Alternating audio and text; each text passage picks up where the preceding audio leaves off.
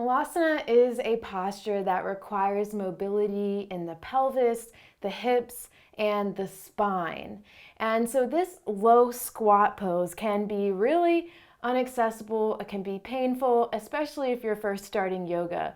So I have a couple of tips for you to help you get into the posture, number one, and then a nice modification for you if you are having any difficulty getting into it. So first and foremost, just to explain the posture, we'll start by coming up to a nice standing position.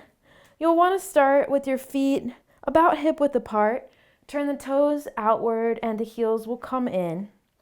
Take an inhale to bring the arms up. And on your exhale, begin to let the knees come on out. Adjust your stance as needed. Bring the palms together. Press the elbows out to the thighs to just open up through the hips. Lift up tall through the spine, and again, actively press the palms together. So this posture is a super nice opener in the lower body, and it can feel very primal. It can bring you back really to just a state of feeling closer to nature and the older ways, more traditional ways of being a human. This is how, believe it or not, we used to hang out. But right now, with our modern lifestyle, with lots of sitting and other movement patterns that can limit our mobility, this can feel really inaccessible. And a lot of times we end up in something that comes between Malasana and Goddess. So we end up in this kind of half posture.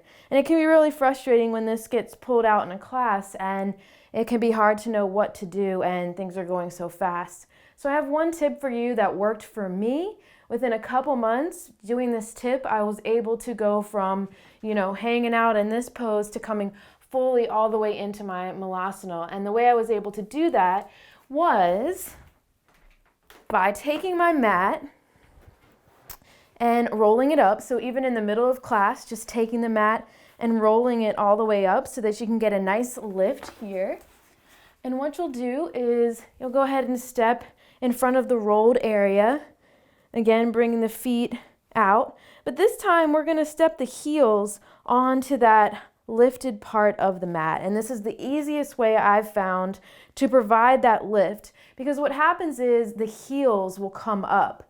And so this allows you to get into the pose with your heels lifting off, but then you're able to work into it. So instead of hanging out here in this half posture, you never really work on it. But by putting this below your heels, when you lower down, it takes a lot of the pressure off. And you can play around with how high this goes. You can even put blankets under there.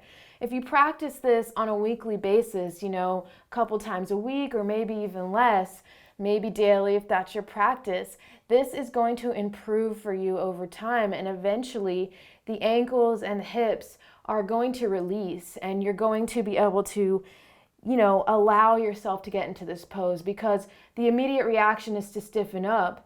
But as you ease into it, this is that way, kind of like the training wheels, to allow you to find your Malasana pose and to be in it in such a way that really mimics the actual posture. So again, when we do come in it, press the palms together, let the elbows press the thighs away.